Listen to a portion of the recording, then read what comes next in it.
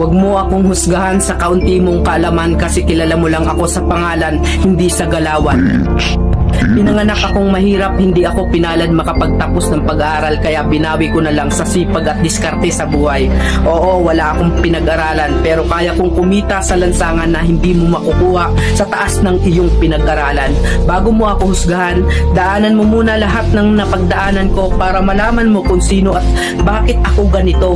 Huwag mo husgahan ng isang tao dahil sa natapos niya, dahil minsan kahit yung mga taong hindi man humahawak ng diploma, daig pa nila yung nakagraduate ng may corona.